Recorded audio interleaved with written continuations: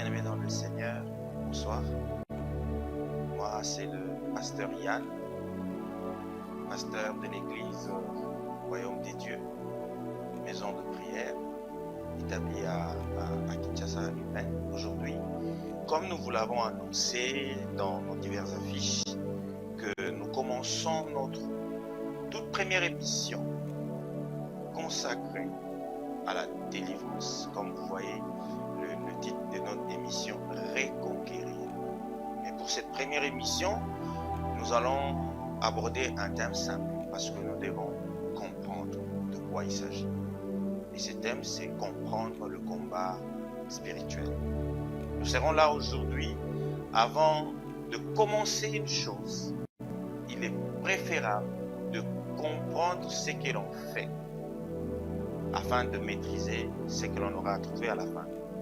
Voilà pourquoi aujourd'hui, notre enseignement se basera sur le fondement du combat spirituel. Le fondement biblique du combat spirituel. Parce que le combat spirituel est une réalité. Elle existe. La stratégie de l'ennemi a souvent été de faire croire à plusieurs personnes que le monde spirituel n'existe pas, ou que le diable n'existe pas, ou que Dieu n'existe pas. Mais vous savez, même les scientifiques aujourd'hui ont beaucoup évolué, même la science a fini par reconnaître que Dieu ne peut que exister. Eh bien, le Seigneur, lui qui est Dieu, comme nous, le chrétien, nous le savons, est venu dans ce monde et il nous a appris beaucoup de choses. Depuis le commencement, il nous a enseigné et il a permis que toute la connaissance depuis la création nous soit transmise au moyen de la Bible. La Bible est donc un trésor pour le croyant, une richesse, une source de vérité pour le chrétien. Voilà pourquoi, avant toute chose, nous allons commencer par lire un verset de la Bible. Josué, chapitre 1er, le verset 10e. C'est là que nous allons lire. Il est écrit dans ce livre, Josué donna cet ordre aux officiers du peuple. 11e verset, on va continuer la lecture jusqu'au 11e verset. Donc 10e complètement jusqu'au 11e verset. Il leur donne un ordre, il dit, parcourez le camp et voici ce que vous commanderez au peuple. Préparez-vous de provisions, car dans 3 jours, vous passerez ce Jourdain pour aller conquérir les pays dont l'Éternel, votre Dieu, vous donne la possession. Vous voyez, Josué est le leader qui a succédé à Moïse, comme vous le savez. Il a succédé à Moïse. Moïse a réussi à sortir le peuple des dieux de l'esclavage. Ce peuple a traversé la mer Rouge. Il a mangé la manne. Ces choses sont des choses spirituelles. Comme Paul nous le dit, ce peuple a connu beaucoup de réalités spirituelles, notamment le Jourdain qui correspond au baptême. Il a donc connu le baptême et il a mangé du pain du ciel. Il a traité une alliance avec Dieu, ces peuples. Mais arrivé à un moment de la vie de ces peuples qui étaient attachés à Dieu, il lui fallait lutter pour récupérer, pour prendre possession de ce qui était à lui. Le combat spirituel est une réalité, mais qui diffère selon de vie, parce que tout le monde n'est pas dans une même situation. Toute vie n'est pas pareille. Chacun a son cas. Et donc, les réalités spirituelles que je peux connaître diffèrent totalement, ou peut-être partiellement, de réalités spirituelles d'une autre personne vivant dans un autre environnement. Parce que toutes ces choses comptent pour beaucoup dans le monde spirituel. Mais pour rester d'abord sur le texte que nous venons de lire de Josué, on a affaire à un de cette situation-là. Vous voyez, la première phase du combat spirituel, c'est de connaître son état. Ce peuple a reconnu qu'il était esclave. Il a crié dans sa souffrance.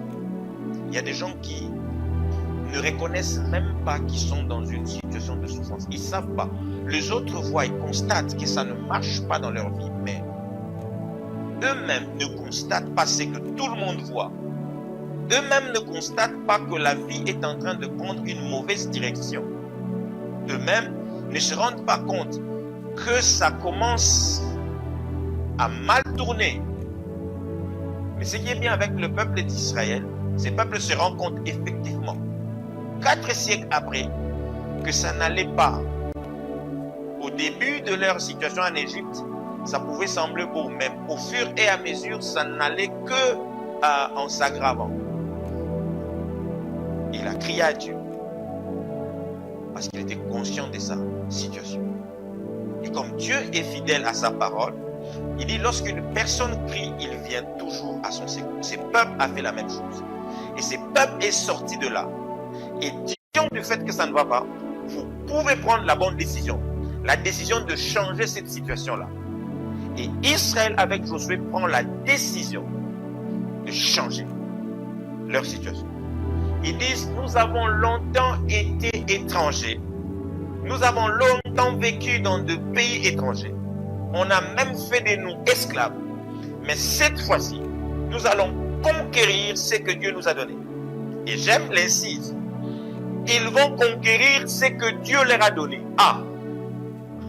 Regardez, cette décision que l'on prend n'est pas motivée par nos propres désirs, par notre simple appétit. Non, c'est une décision que l'on prend fondée sur ce que Dieu a dit, sur ce que Dieu a donné. C'est ce qui est plus important dans la délivrance. Donc, vous comprenez que dans la délivrance, il y a l'homme qui intervient.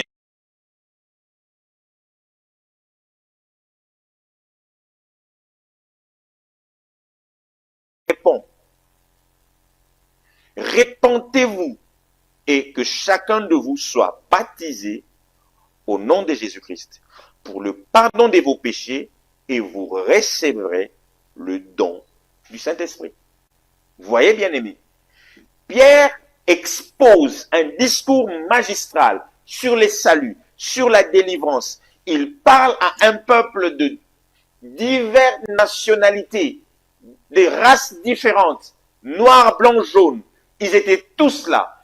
Mais Pierre parle à ces gens. Il dit, écoutez, bien-aimés dans le Seigneur, il y a une personne qui a vécu parmi nous. Il a quitté le ciel. Il est venu ici pour nous sauver de la mort et du péché, pour nous sauver de la puissance de Satan. Il est venu pour ça, pour nous sauver. Voyez-vous? Une personne. C'est lui. En dehors de lui, il n'y en a point, parce que tous ont échoué. Lui seul a eu la capacité, non seulement la capacité, mais la volonté, non seulement la volonté, mais l'amour de venir vers nous pour nous sauver. Alors que nous étions seuls, en train de mourir, mais il a quitté le ciel, il est venu vers nous. Très important de noter cela, la personne de Jésus. En dehors de Jésus-Christ, il n'y a pas de délivrance.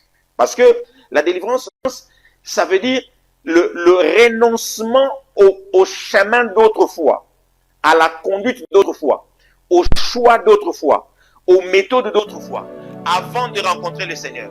Lorsque vous étiez encore en train de conduire votre vie vous-même, vous n'avez pas besoin de Dieu. Vous vous conduisez vous-même. Vous décidez quand vous voulez. Vous faites ce que vous voulez. Il y a un moment où il faut s'arrêter. Si on veut que sa vie passe de ténèbres vers la lumière, il faut s'arrêter pour dire maintenant c'est fini. Je change de direction de ma vie. Si vous ne le faites pas, rassurez-vous, vous pouvez crier comme vous voulez que vous êtes enfant de Dieu, c'est pas pour autant que vous le devenez. On devient enfant de Dieu lorsqu'on prend la décision de se repentir.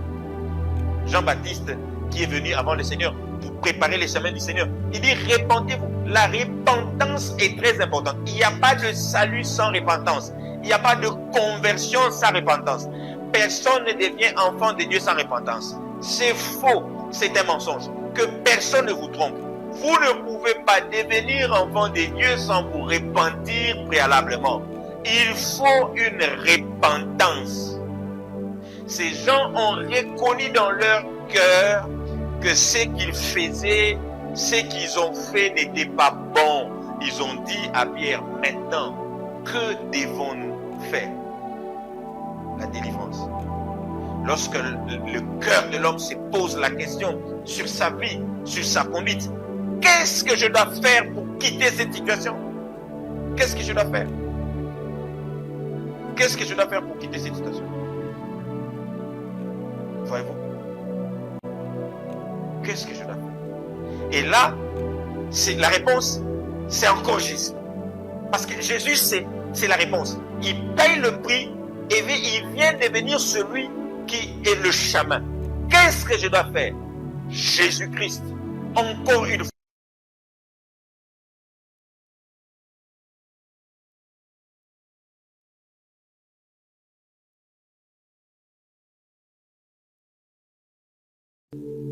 La croix est donc la réponse à l'autel que l'ennemi avait bâti contre votre vie, contre votre destinée, contre votre famille, contre vos enfants, contre votre maternité. La croix vient là parce que le salut en Christ est un salut holistique, global. Ce n'est pas partiel.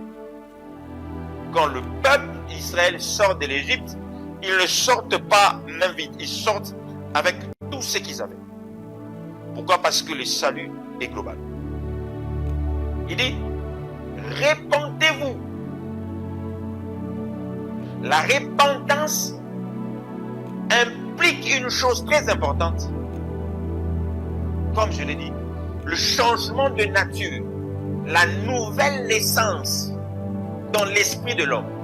Vous ne pouvez pas commencer à lutter dans le monde spirituel si vous n'êtes pas né spirituellement. Parce que tant que vous n'êtes pas né spirituellement, vous n'existez pas spirituellement. Vous êtes comme une entité qui n'a pas de personnalité juridique.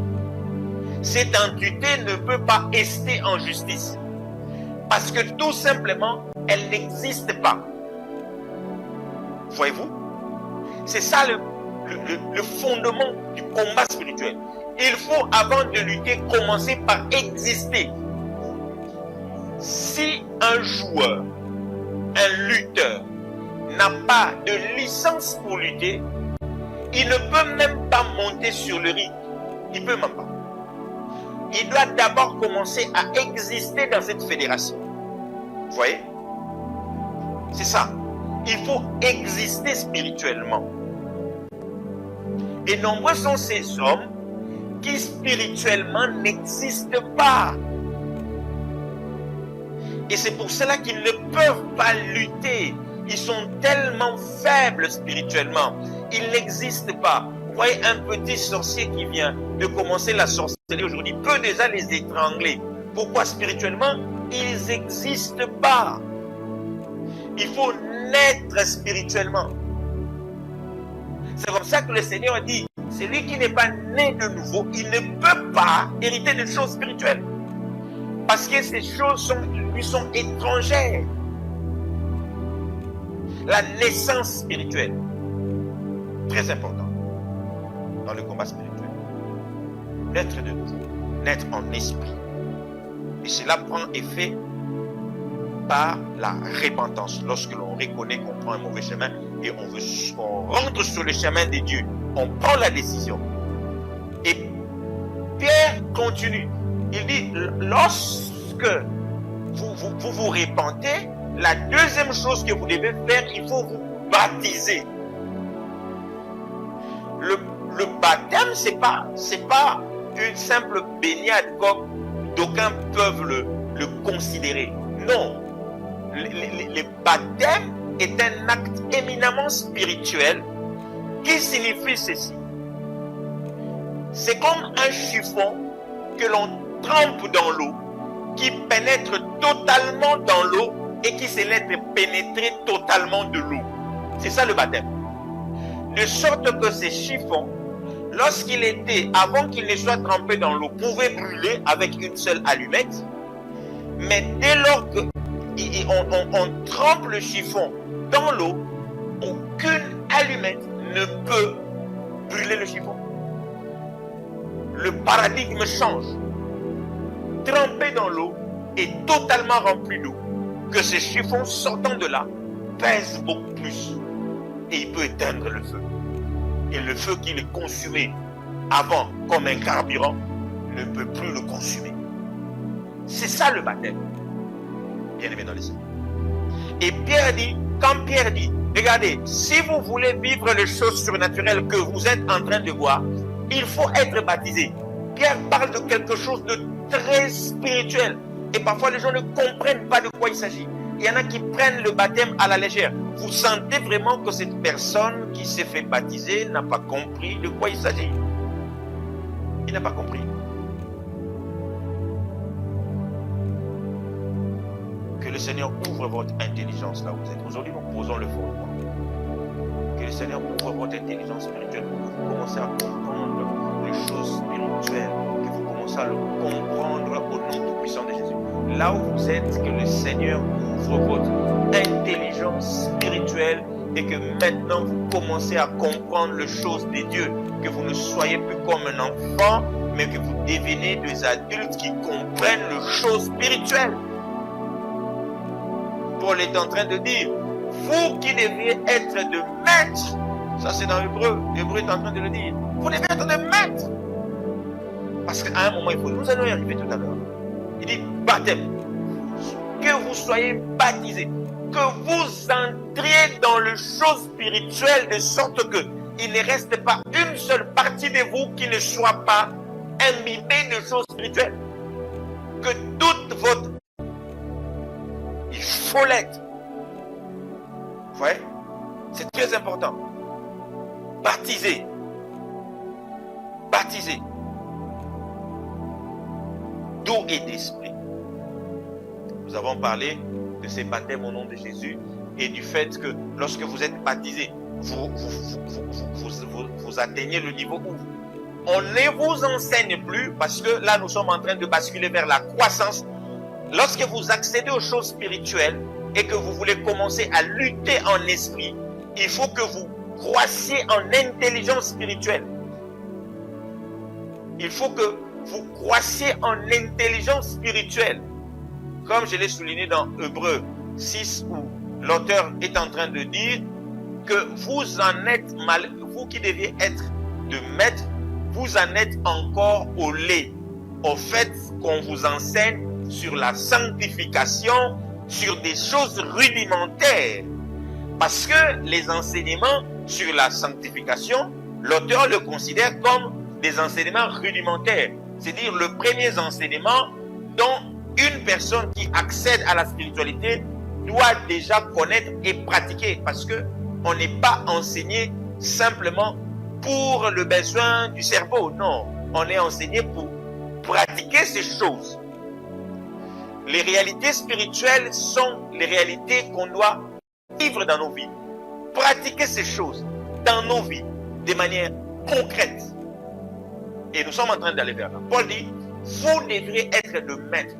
Il faut que vous aspiriez à la croissance de votre esprit pour commencer à vous comporter non pas comme cet enfant qui était né il y a quelque temps, mais maintenant comme un fils de Dieu qui agit comme un fils, un adulte. Maintenant, regardez ce que Pierre vient proposer. Il dit, lorsque vous arrivez à ce niveau-là, qu'est-ce que vous devez avoir? Il dit, vous devez être rempli du Saint-Esprit. Ah, rempli du Saint-Esprit. La plénitude du Saint-Esprit, c'est quelque chose de fondamental pour commencer à combattre dans le monde spirituel. Vous ne pouvez pas commencer le combat spirituel si vous n'êtes pas rempli du Saint-Esprit. Vous allez vous faire ramasser, briser. vous êtes nés de nouveau, baptisés, renonçant aux œuvres mortes. Oui, Jésus-Christ est votre Seigneur. Oui, le Saint-Esprit doit vous remplir de sorte que il vous parle comme un homme parle à un autre, parce que le Saint-Esprit c'est une personne. Il faut commencer à échanger avec lui comme un père parle à son fils, lui vous parlant, comme un fils écoute son père, vous l'écoutant.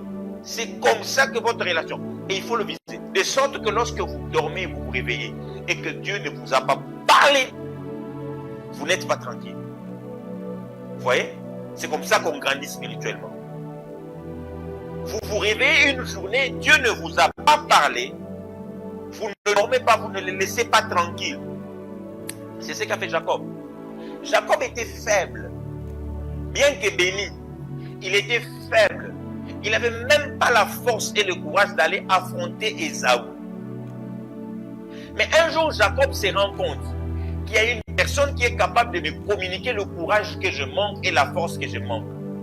Et il le cherche, il se couche sur une montagne. Il le cherche et la nuit, cet homme vient.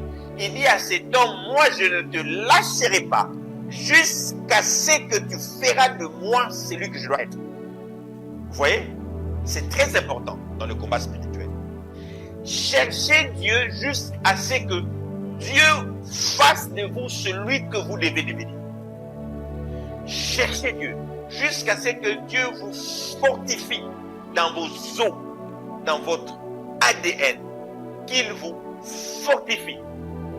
Et quand Dieu commence à vous parler, il vous dit de choses que vous devriez connaître, de choses que vous devriez faire à chaque phase de votre vie, à chaque étape de votre destinée, à chaque saison de vos combats. Dieu vous dit, maintenant, faites ceci. Maintenant, faites cela. Vous avez besoin de quelque chose. Vous voulez sortir d'une situation. Dieu est disposé. Si, parce qu'il a toutes les clés entre ses mains. Qu'est-ce qu'il attend? Il attend que vous posiez la question. Qu'est-ce que je dois faire? Les peuples ont posé la question à Pierre. Mais aujourd'hui, Dieu veut que chacun d'entre nous, vous qui me suivez, que vous lui posez cette même question. Seigneur, qu'est-ce que je dois faire face à cette situation? Dis-moi, Père, qu'est-ce que je dois faire? Vous savez, bien aimé, chaque fois dans ma propre vie, je pose à chaque saison la question à Dieu. Parfois, ça peut être compliqué dernièrement. Tout à l'heure, je posais la question à Dieu il y a 2 nuits. Et il m'a dit, tu vas faire un jeûne de 40 jours. Et je suis en train de le faire. Parce qu'il me l'a demandé. Il me l'a ordonné de faire. Parfois, quand Dieu te dit une chose, tu ne comprends pas ce qu'il te demande. Mais maintenant, c'est là que vient une autre phase que nous allons aborder tout à l'heure. Nous demandons à Dieu des choses parce que nous voulons avoir la capacité de résoudre le problème de notre vie. Parce que la puissance du Saint-Esprit, c'est cette capacité de brûler. Je parle spirituellement. C'est des choses qui se passent. Le sol est brûlant. Si vous n'avez pas de chaussures, vous ne pouvez pas accéder à cet endroit. C'est comme ça que Dieu équipe son peuple de chaussures. Parce qu'il en sait quelque chose. Il y a des zones où il y a des épines. Il y a des zones où il y a des rocs qui peuvent blesser. Il faut être équipé en fonction de ça. Vous voyez? Là où vous êtes, vous m'entendez. Je prie pour vous. Vous qui rêvez pendant vos nuits que vous n'avez pas d'habits. Que cette situation s'arrête. Que les comportements ou la pratique qui est derrière cette situation quitte votre vie. Déclarez vous-même que vous vous détachez de tout ce qui favorise une telle situation dans votre vie. De tout ce qui permet à l'ennemi de vous déshabiller. Au nom de Jésus. Que cela se détache de votre ADN, de votre esprit, au nom tout-puissant de Jésus. Que cela vous quitte totalement. Au nom de Jésus. Recevez un revêtement nouveau par l'onction du Saint-Esprit. Parce que vous voyez-vous, pour lutter spirituellement, il faut être revêtu parce que c'est votre être qui est mis en avant. Le Seigneur est en vous, mais le Seigneur prend le soin de vous couvrir. C'est très important d'être couvert spirituellement. Il ne suffit pas de déclarer que j'ai Jésus en moi. Il faut que votre être soit couvert spirituellement, soit revêtu spirituellement. De sorte que même lorsque l'ennemi vous attaquera, il ne pourra pas vous atteindre. Quand le Seigneur dit que les scorpions ne pourront pas vous nuire même par leur morsure, ce n'est pas un slogan, c'est parce que le Seigneur considère que vous êtes revêtus de chaussures.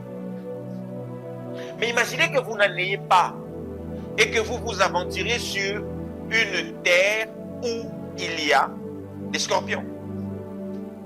Imaginez-vous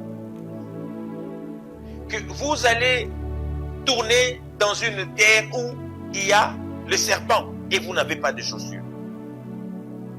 Imaginez-vous que vous n'ayez pas le bouclier et que l'ennemi vous lance des traits enflammés. Comment ferez-vous? Les combats spirituels fonctionnent comme ça. Et donc, il faut que vous-même soyez équipés. C'est la préparation de la personne. Avant même de commencer à interagir, c'est vous-même. Nous sommes partis de loin, nous sommes arrivés là où nous sommes. Au niveau de l'équipement de l'homme de Dieu, de l'équipement du croyant, qui est très très important. Parce que vous devez être revêtus. Maintenant, après le revêtement, nous sommes toujours en train de poser le fondement. Dans le prochain numéro, nous allons développer maintenant chaque séquence et pour préparer les hommes à vraiment commencer à exercer dans le monde spirituel. C'est très important d'avoir la capacité d'agir dans le monde spirituel parce que notre Dieu nous ordonne d'être puissants dans le monde spirituel et que cette puissance se manifeste dans le monde séculier. Nous devons être puissants. Après le revêtement, il y a un dernier élément dans la préorientation. Qui vous a dit de faire cette prière-là? Parce que Josué, pour renverser Jéricho, Dieu dit à Josué comment il doit prier. Et vous pensez que Dieu a changé? Il n'a pas changé. Il est le même. Celui qui dit aux hommes comment prier. Regardez, les apôtres viennent poser la question à Christ. Seigneur, dis-nous comment prier. Christ n'a pas dit vous êtes déjà des adultes, priez vous-même. Il a dit aux disciples comment prier. C'est très important de savoir que même pour prier, nous devons demander à Dieu comment faire nos prières. Ça fait partie de la soumission à Dieu. Je prie pour vous que votre esprit se soumette à la stratégie de Dieu. En fin de victoires incroyables dans votre vie et dans votre famille, que votre esprit se soumette pleinement à Dieu.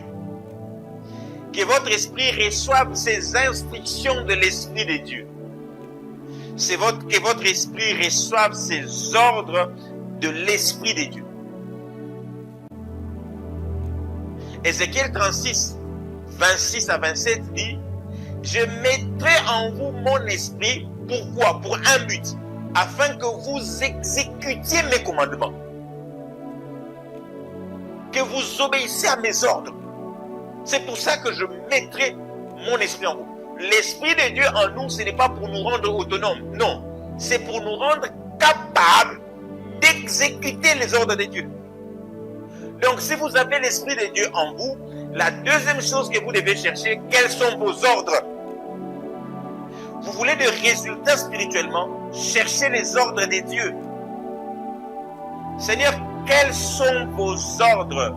Mitindo na Yuezani. C'est très important. Le fondement du combat spirituel, la reconquête. Vous avez, avec ce que nous venons de dire, vous avez récupéré votre liberté et la puissance de Dieu en vous. Vous l'avez recouvré et vous êtes restauré en Dieu. Maintenant, à ce niveau-là, vous êtes prêts. vous êtes prêts pour la conquête. C'est comme ça que Josué dit au peuple d'Israël, ce peuple qui est sorti de l'Égypte, qui a traversé la mer Rouge, éprouvé, les générations d'incrédules sont passées. Le plus fort dans la foi sont arrivés jusque-là. Et il dit maintenant nous allons conquérir. Nous allons conquérir. Mais il dit soumettez-vous à Dieu. Parce qu'il y a une génération qui a refusé de se soumettre. Quand Dieu a dit à cette génération avancez, ils n'ont pas avancé. Quand Dieu te dit une chose et que tu ne fais pas, ne t'attends pas à ce que le résultat soit le même. Non, ça ne sera pas pareil. Il y aura une différence entre ceux qui obéissent à Dieu et ceux qui n'obéissent pas. Si vous voulez un changement dans votre vie, il faut commencer par obéir à Dieu, vous soumettre à lui. Vous verrez la différence dans votre vie et dans votre famille. Vous verrez la différence dans la vie de vos enfants. Vous verrez la différence dans votre santé. Vous verrez la différence dans votre carrière. Vous verrez la différence même dans votre église. Si vous vous soumettez à Dieu, vous verrez la différence. Soumettez-vous à Dieu. Soumettez-vous à Dieu. Soumettez-vous à Dieu. Ce n'est qu'alors, après ces choses, que l'homme est maintenant à même de tenir tête à l'ennemi. Vous voyez? C'est ça, le fondement. Et lorsque vous êtes prêts, maintenant il faut comprendre la stratégie de l'ennemi. Et ça sera la matière de notre numéro. La stratégie de l'ennemi. Nous allons en parler à un autre moment. Mais aujourd'hui, nous avons parlé de l'équipement de l'homme. Vous savez bien aimé, lorsque vous êtes équipé comme nous venons de le dire, déjà vous n'avez même pas besoin de vous inquiéter au sujet de l'ennemi. C'est-à-dire, un homme qui a l'esprit de Dieu en lui, le revêtement de l'esprit qui est soumis à Dieu, n'a pas besoin de s'inquiéter au sujet de l'ennemi. Il n'a pas besoin d'avoir peur de Satan.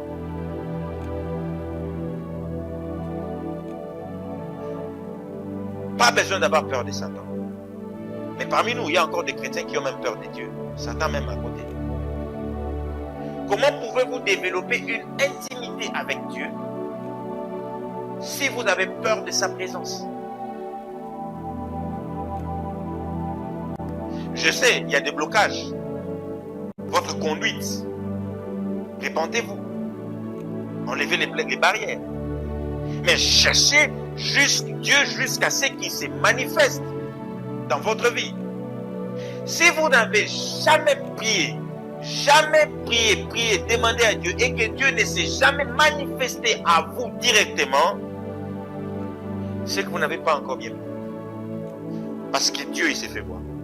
Regardez, Dieu s'est fait voir à Paul. Il faut juste le chercher bien. Dieu s'est fait voir à Paul. Parce que Paul croyait servir Dieu. Dieu s'est dit non, si tu ne me sers pas bien. Il cherchait Dieu, il cherchait à servir Dieu de tout, mais Dieu s'est manifesté. Et vous voyez cet homme, il a fait des choses incroyables.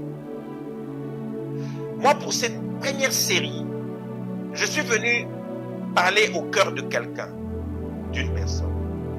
Je suis venu te dire que le plus important que tu dois chercher, le combat le plus important que tu dois mener, c'est celui d'écouter Dieu, de parler à toi. Moïse a entendu depuis la montagne de Sinaï quelqu'un parler. Il a dit, je vais monter là-bas pour écouter celui qui parle. Samuel a écouté la voix de Dieu lui parler et toute sa vie avait changé. Élie a écouté la voix de Dieu. Tous ces grands, Abraham a écouté la voix de Dieu et sa vie avait changé totalement. Je vous dis bien aimé, la première chose que vous devez chercher dans votre vie, c'est d'écouter Dieu. L'écouter doit être votre lutte de chaque jour. Ne pas limiter à l'écouter. L'écouter pour faire ce qu'il vous demande. Mais l'écouter, cherchez-le jusqu'à ce qu'il vous parle, bien-aimé dans le Seigneur. Et vous verrez la différence. Salomon était un homme ordinaire. Un roi ordinaire. Il n'avait aucune sagesse en lui. Un monsieur ordinaire. Mais il a compris, il a cherché, Dieu l'a parlé et sa vie a changé. Cherchez Dieu. Ne passez pas votre temps sur les réseaux sociaux à chatter. Ne passez pas votre temps devant la télé. C'est pas mal. Ne passez pas votre temps devant des livres. C'est pas mal. Mais si Dieu ne vous a pas encore parlé, n'arrêtez pas de le chercher. Cherchez-le jusqu'à ce qu'il vous dise. Comme il a dit à Jésus. Avant que tu sois dans le ventre de ta mère, je te connaissais. Vous voyez pourquoi il est très important de chercher à parler à Dieu? Parce que celui-là, il nous connaît avant que nous-mêmes nous nous connaissions. Moi, j'ai pris conscience de mon existence quelque temps après ma naissance. Le jour de ma naissance, je n'avais aucune conscience de mon existence. C'est quelque temps après que je commençais à prendre conscience de mon existence que je commençais à identifier Marie comme étant ma mère. On m'aurait changé de mère, je n'aurais même pas su que ce n'était pas ma mère. Tellement que l'homme est ignorant. Mais lui, il connaît l'homme avant que l'homme n'existe. C'est comme ça que c'est très important de chercher de rétablir la communication avec celui-là pour des résultats incroyables. Il est très important. Nous sommes en train d'atterrir. Nous sommes arrivés à la fin de notre programme d'aujourd'hui, Reconquérir. Nous sommes là pour vous amener à reconquérir votre relation avec Dieu. Reconquérir votre relation. Cette relation qui vous place en Christ, élevé au-dessus de trône, au-dessus des dominations. Cherchez-le. Cherchez-le pendant qu'il est encore là.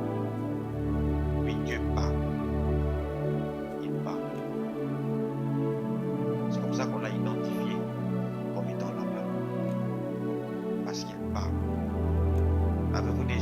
L'avez-vous déjà entendu vous parler? Lui-même s'adresser à vous. Pas votre pasteur, mais lui-même s'adresser à vous. Moi, je peux vous prêcher aujourd'hui, ce soir. Je suis qu'un homme. Je ne prendrai jamais la place de Dieu dans votre vie. Ma prière est que ce soir, que tu prennes la décision qu'il n'y ait plus d'intermédiaire entre toi et Dieu. Ce soir, prends cette décision. Dis à Dieu pendant que tu vas prier, Seigneur, je ne veux plus qu'il y ait d'intermédiaire entre moi et toi. Je veux que tu me parles toi-même, Seigneur Jésus. Comme il est écrit dans Hébreux 1 à 3. Lui est le seul intermédiaire. Qu'il soit établi comme intermédiaire dans ta vie. Direct. Qu'il te parle à toi directement. Que tu lui parles directement de ta vie. Que tu n'aies pas besoin de prophètes. Les prophètes sont importants. Mais que dans ta propre vie, que le prophète ne vienne que confirmer ce que ton Dieu t'a dit à toi. Je veux que ta vie spirituelle atteigne cette dimension-là, où tu n'as pas besoin qu'un prophète vienne te dire des choses que tu ne connais pas. Non, que le prophète vienne te dire des choses, une partie seulement des choses que Dieu t'a déjà dit. De sorte que lorsqu'un prophète viendra devant toi et qu'il ne viendra pas de Dieu, tu le sauras. Parce que ce qu'il te dira, tu sauras que c'est un mensonge. Parce que tu as toi-même une relation avec Dieu. Le Seigneur t'écoute là où tu es, pendant que tu es en train de prier. Il t'exauce et il établit cette relation avec toi. que le Dieu des cieux, celui qui est Dieu en haut, dans les cieux, et en bas, sur la terre, qui se manifeste dans ta vie,